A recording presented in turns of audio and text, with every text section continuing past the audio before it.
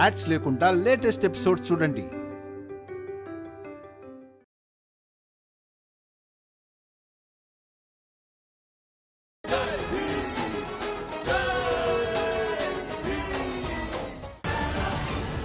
నాన్న నాన్న కూర్చో.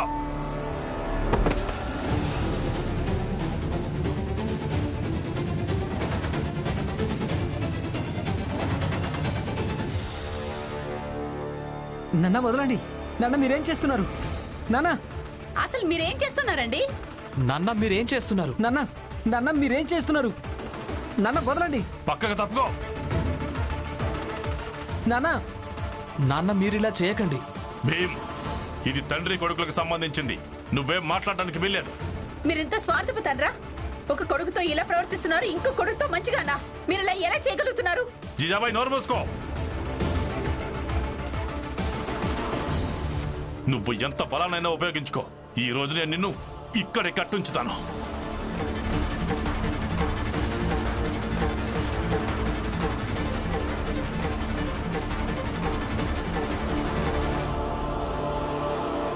ఎవరు మీరంతా? అయినా ఇలా నా ఎదురుగా ఎందుకు వచ్చి నిలబడ్డారు? నీకిప్పుడు అది తెలుసుకోవడం ముఖ్యం కాదు, మేము ఎవరనేది. ఇప్పుడు నువ్వు ఇది తెలుసుకోవడం చాలా ముఖ్యమైన విషయం. అదేంటంటే నీ మరిది భీమరావు ఉన్నాడు కదా, అతను ఒక పిచ్చోడు. అసలు ఏం మాట్లాడుతున్నారు మీరంతా? నిజం. వీళ్ళందరూ చెప్పింది అక్షరాల నిజమే.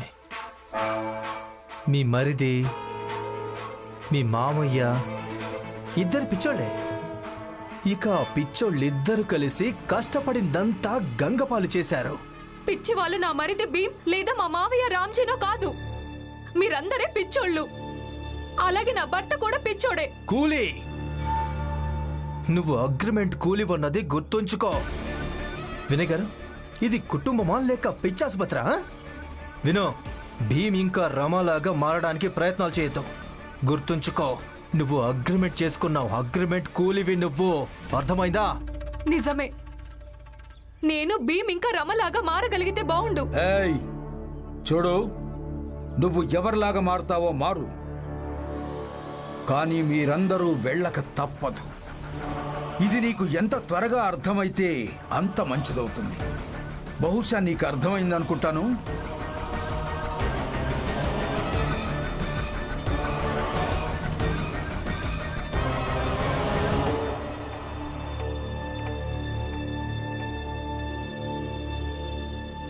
ఇలా కట్టేసి మీరు నన్ను ఆపలేరు నాన్న. నాకు నీ గురించి బెంగలేదు. నాకు ఈ ఇంటి కోడల గురించే బెంగ ఉంది. రమా, త్వరగా వెళ్ళు. అలాగే పెద్ద కోడలను తీసుకునిరా. ఇప్పుడు ఈ అగ్రిమెంట్ సమస్య తీరినంత వరకు అంతవరకు తను ఇక్కడే ఉంటుంది. లేదు, నా భార్య ఇక్కడికి రావడానికి వీల్లేదు. ఇది తన అత్తారిల్లు కాదు, అలాగే మీరు తన ఇంట్లో వాళ్ళు కాదు. వెళ్ళు రమా. వీడు చెప్పడం వల్ల బంధాలని తెగిపోవు. వద్దు రమా, నువ్వు వెళ్ళడానికి వీల్లేదు. రమా, నాన్న చెప్తున్నాడు కదా, వెళ్ళి వదిన్ని తీసుకురా. వద్దు వద్దు రమా. రమా, భీమ్, నువ్వు చేస్తుంది మంచిది కాదు, తప్పు చేస్తున్నావు భీమ్. మీరే తప్పు చేశారు బాలా అన్నయ్య. నాన్న ఈ పద్ధతి సరైందో కాదో నాకు తెలియదు, కానీ నాకు ఇది మాత్రం తెలుసు, మీరు ఏ తప్పు చేశారో దాన్ని సరిదిద్దే ప్రయత్నం నేను ఇంకా నాన్న కలిసి చేస్తున్నా.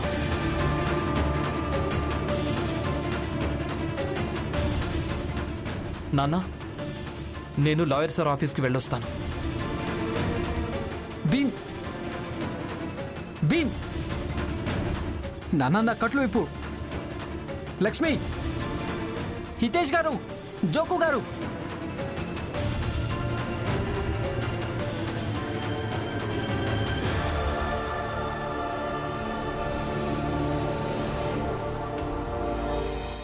జోకు, జనార్దన్, దీపక్, లక్ష్మి, అందరూ నా గదిలోకి రండి. అందరం కూర్చొని మాట్లాడుకుందాం. చూడు హితేష్ అన్న, మీరందరూ ఏం చేస్తారో చేయండి, కానీ జోకు ఎక్కడికి రావడం లేదు. జోకు, నోరు మూసుకొని ఇంటికి పద. పద. పులియా, నోరు మూసుకో. నేనేమైనా కూతురు అనుకున్నావా? నువ్వెలా ఆడిస్తే అలా ఆడడానికి? జోకు, అసలు ఈ భీమ్రావు ఇరికించాడు. లేదంటే నువ్వు ఆపినా కూడా నేను ఆగేవాడిని కాదు. అర్థమైందా? ఇప్పుడు నేను హితేష్ అన్నతో వెళ్తున్నాను. నేను ఖచ్చితంగా వెళ్తాను. పద హితేష్ అన్న. పదండి అన్న, పదండి. నేను కూడా వస్తాను. దీపక్, దీపక్, లక్ష్మి, మన ఇంటికి పద. పిన్ని, నన్ను క్షమించండి.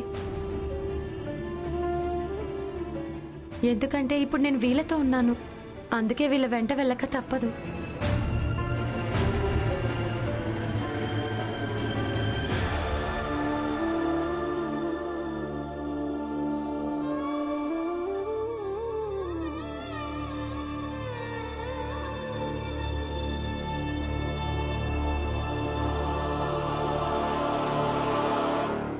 ప్రయోజనం లేదు భీమ్రావ్. సార్, ఇది అందరి జీవితాలకు సంబంధించింది. ప్లీజ్ అంత మాట అనకండి. దీనికి చట్టపరంగా ఎలాంటి విరుగుడు లేదని. సార్,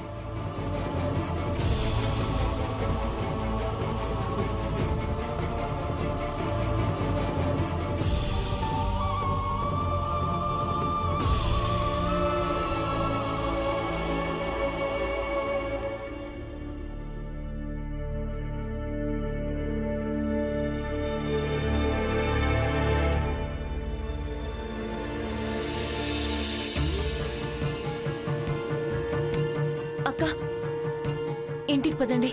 మావయ్య రమ్మన్నారు. లేదు రమా, నేనెట్టి పరిస్థితుల్లో మావయ్య ఇంటికి వెళ్ళొద్దని నా భర్త చెప్పాడు.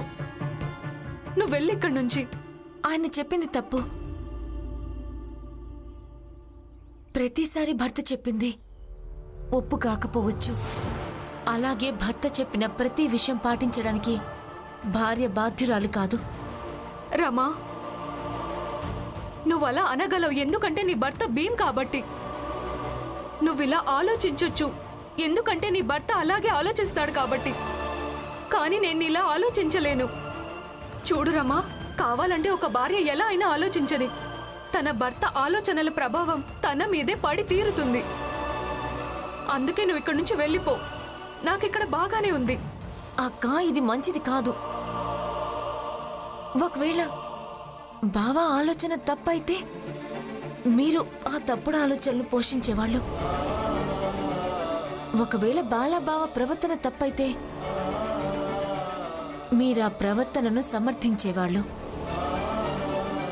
అన్నట్టు బాలాబావ ఒకవేళ తప్పుడు భర్త అయితే మీరు ఆ తప్పుడు భర్తకు ఒక భాగస్వామి. చూడక్క, ఒకవేళ మనం తప్పుకి సహకరించామంటే అప్పుడు మనం కూడా సమానమైన నేరస్తులవుతాం. మిమ్మల్ని బలవంతం పెట్టను. ఒక్కటి మాత్రం ఖచ్చితంగా చెప్తాను. మీరు బాలాబావను మార్చడానికి ప్రయత్నించడం మంచిది. అది కేవలం మీరు మాత్రమే చెయ్యగలరు.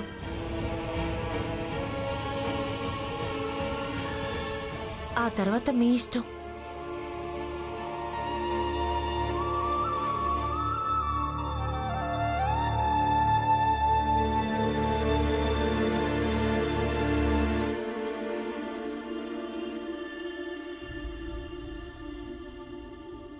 అంతా నాశనమైపోయింది. ఇప్పుడు మనం పారిపోలేం కూడా. పూలియా, దీపక్ వాళ్ళమ్మ అందరూ మన మీద ఓ కన్నేసి ఉంచారు. అది చాలక ఇప్పుడు ఈ భీమ్రావు చట్టపరంగా పోరాటం చేయడానికి వెళ్ళాడు. నిజం చెప్పాలంటే ఈ భీమ్రావు ఎప్పుడైనా చట్టపరమైన పోరాటం గురించి మాట్లాడినప్పుడు ఎందుకో ఏమో నాకు చాలా భయం అనిపిస్తుంటుంది. హితేష్ అన్న, జోకు అన్న, ఎప్పుడో ఎలాగో తెలియదు కానీ మనసులో ఒక విషయం పాతుకుపోయింది. భీమ్రావు ప్రపంచంలోని ఏ పోరాటంలోనైనా ఓడిపోగలడు, కానీ చట్టపరమైన పోరాటంలో కాదు. అయితే పోరాడు నువ్వు బాబాయ్. భీమన్నయ్య తన చట్టపరమైన పోరాటాన్ని మనమెందుకు భయపడాలి? మనము పోరాటం చేద్దాం. మన పోరాటమా? ఏ పోరాటం బాబాయ్? ఎవరైతే మనం వెళ్తుంటే ఆపుతున్నారో ఒకవేళ వాళ్ళు కూడా మనతో పాటు వస్తేనా? మీ ఇంట్లో అలాగే మా ఇంట్లో ఆపేవాళ్ళు ఎవరు ఉండరు. ఇక భీమన్నయ్య ఆపినా కూడా ఏం చేయగలరు? దీపక్ చెప్పింది నిజమే.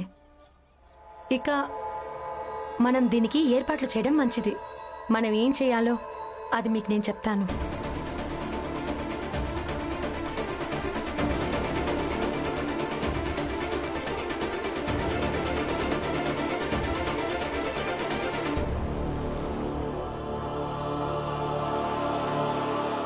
జోకు నన్ను వదిలేసి వెళ్ళిపోతే నేను ఎలా బతకగలను? పులియా అక్క, మీరు ఏడవకండి. ఇప్పుడు మనందరం కలిసి ఇది గుర్తు పెట్టుకోవాలి. ఒకవేళ వాళ్ళంతా దొంగచాటుగా ఇంట్లోంచి పారిపోతారేమో. అలాగే భీమ్ మీద నమ్మకం పెట్టుకోవాలి. ఒకవేళ తను వాళ్ళను ఆపడం కోసం ప్రయత్నిస్తున్నాడంటే ఆపే తీరుతాడు. జేజాబాయ్, నువ్వు ఇంట్లో పనులే చేసుకుంటూ ఉండు. ఎలా అయితే పని మనిషిలా మిగిలిపోతావు. ఏమైంది వదినా? చూడు, తొందరగా నువ్వు ఏదైనా ఆలోచించు. ఎందుకంటే ఇక్కడున్న ఆడవాళ్లకు ఇది ఇష్టం లేదు. వాళ్ళ ఇంట్లోని మగాళ్ళు గిరిమెడ్ కూలీలుగా మారి విదేశాలకు వెళ్లడం. కేవలం ఒక్క భీమ్ మాత్రమే వాళ్ళను ఆపడం కోసం ప్రయత్నం చేస్తున్నాడు. ఒకవేళ ఈ ప్రయత్నం సఫలమయ్యింది అంటే అప్పుడు ఇక్కడున్న ఆడవాళ్లు భీమ్ పక్షాన చేరిపోతారు. అలాగే నీకు ప్రతిపక్షం అవుతారు.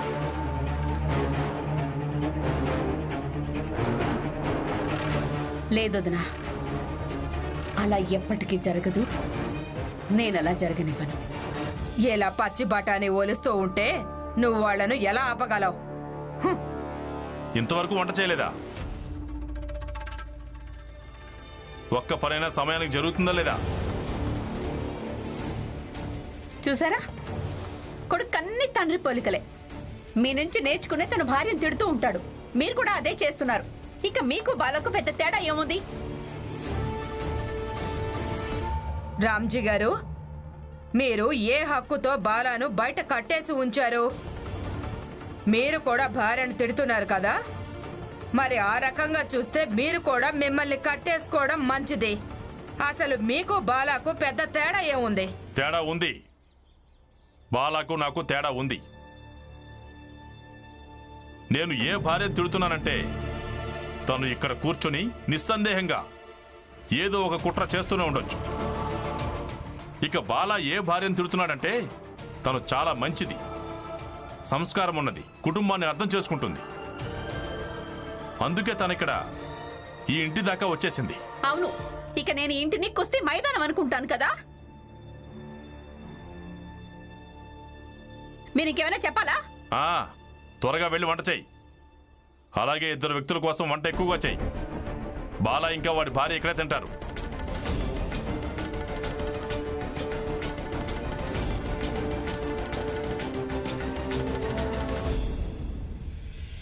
నన్ను వదలండి. ఎవరైనా నా కట్లు విప్పండి. అందరూ ఎక్కడికి వెళ్ళారు? నా కట్లు విప్పండి. నాన్న, అరే నా భార్య ఎక్కడ నా కోసం ఎదురు చూస్తూ ఉంటుంది. కనీసం మీ కోడలి కోసమైనా విప్పండి. నా కట్లు విప్పండి. ఎవరైనా కట్లు విప్పండి. నాన్న, అత్తయ్య, నా కట్లు విప్పండి. నాన్న, బాలా, నీ భార్యను రమ తీసుకుని వస్తూ ఉంటుంది. ఇప్పుడు ఈ అగ్రిమెంట్ కూలీ సమస్య తీరిపోనంత వరకు అంతవరకు నువ్వు అలాగే నీ భార్య ఇక్కడే ఉండాలి.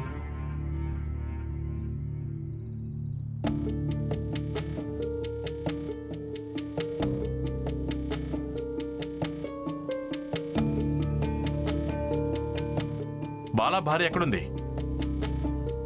నిన్నే చెప్పమ్మా.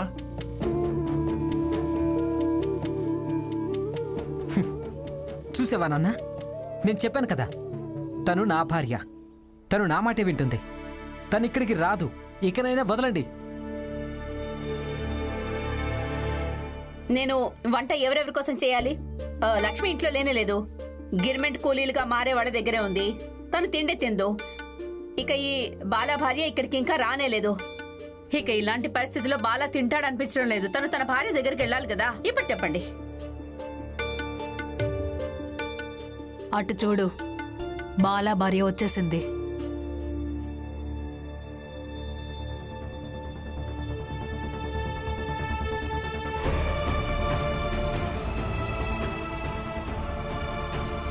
అదిగో వచ్చేసింది. బాలా కూడా ఇక్కడే ఉన్నాడు. ఇక లక్ష్మి తను కూడా వచ్చేస్తుంది.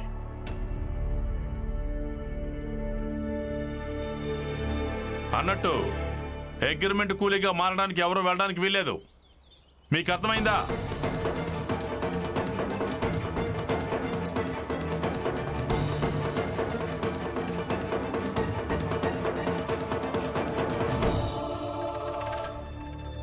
భీమ్ లాయర్ దగ్గరికి వెళ్ళాడు. వాడు ఏదో ఒక పరిష్కారాన్ని ఖచ్చితంగా తీసుకొస్తాడు.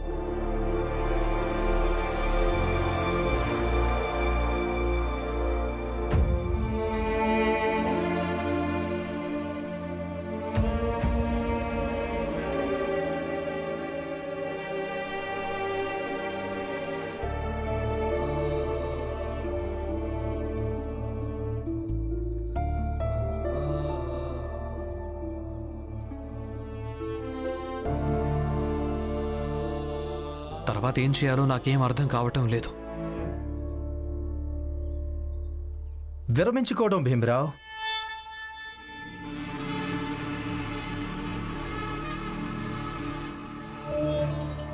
నువ్వు విరమించుకో భీమరావ్. ప్రభాకర్, ఈ మూర్ఖుడికి విరమించుకునే పద్ధతి చెప్పు. భీమరావ్, విరమించుకోవడానికి పద్ధతి ఏంటంటే ఏ అగ్రిమెంట్ కాపీ నీ చేతిలో ఉందో దాన్ని జోషి గారికి తిరిగిచ్చేసేయి. ఆ తర్వాత ఇక్కడి నుంచి తిన్నగా మీ ఇంటి వైపు వెళ్ళు. అక్కడికి వెళ్ళి జనాలను ప్రోత్సహించు. దాంతో సంతోషంగా అగ్రిమెంట్ కూలీలుగా మారి విదేశం వైపు అడుగులు వేస్తారు. ఇవ్వు, ఆ అగ్రిమెంట్ కాపీలు ఇచ్చేసాయి.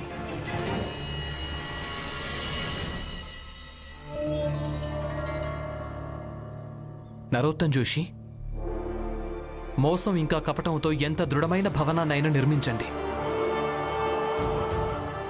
ఒకరోజు అది పడిపోతుంది, అలాగే మట్టిలో కలిసిపోతుంది. నాకు పూర్తిగా నమ్మకం ఉంది. ఈ అగ్రిమెంట్లు కూడా అలాగే మోసం ఇంకా కపటంతో తయారు చేయించుంటారని. మోసమా? కపటమా? ఇవి మోసం కపటంతో తయారు చేశామని నీకెందుకు అనిపిస్తోంది భీమరావు? నువ్వు చదువుకున్నావు కదా, మరైతే ఇలా వేలుముద్రగాళ్ళ ఎందుకు మాట్లాడుతున్నావు? చదువుకోలేదా ఏంటి నువ్వు? ఇందులో అందరూ వేలుముద్రలు వేశారు. అలాగే మీ బస్తీలో నీకొక చదువుకున్న చెంచాగాడు ఉన్నాడు కదా, దీపక్. వాడు కూడా సంతకం పెట్టేశాడు. చూడు, దీపక్ దీని మీద సంతకం చేశాడని నాకు తెలుసు ప్రచండదేవ్ గారు. అలాగే మిగిలిన వాళ్ళు వేలిముద్రలేశారు. కానీ అది ఎందుకంటే వాళ్ళు లోపల నుంచి ఎంత బలహీనుడంటే కనిపించిన ప్రతి ఆశ వాళ్లకు జీవితాన్ని మార్చేదిగానే కనిపిస్తుంది. ఇక ఇదే విషయాన్ని అవకాశంగా ఇప్పటికీ మీరు అలాగే మీ జాతి వినియోగించుకుంటోంది.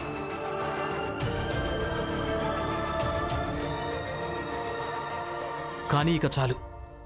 ఇప్పుడు వాళ్ళ బలహీనతల్ని మీకు అవకాశంగా మారనివ్వను. ఏదో ఒక మార్గం తప్పకుండా వెతుకుతాను. సరే సరే, నువ్వు మార్గం వెతుక్కో. ఇక నీ బాగడం ఆపేసి ఆ పేపర్లు తిరిగిచ్చేసేయ్.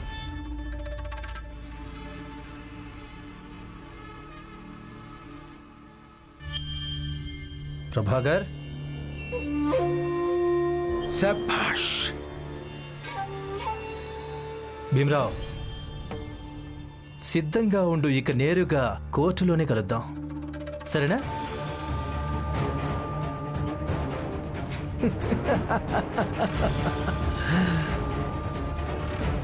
ఇక్కడికి రావడానికి నీకెంత ధైర్యం ఉండాలి? నీకు భయం అనిపించలేదా? బాలా, మర్యాదగా మాట్లాడు. తను నీ భార్య, అలాగే నా కోడలు. మావయ్య, మీరు వీళ్ళిద్దరి మధ్యలో మాట్లాడకండి. ఈరోజు వీళ్ళిద్దరి సమస్యలను వీళ్ళని పరిష్కరించుకొనివ్వండి. వినిపించట్లేదా? నేను అడుగుతుంది నిన్నే. అవును, భయం అనిపిస్తుంది. కానీ నేను రావడం చాలా అవసరం. అవసరమా? ఏంటి అవసరం?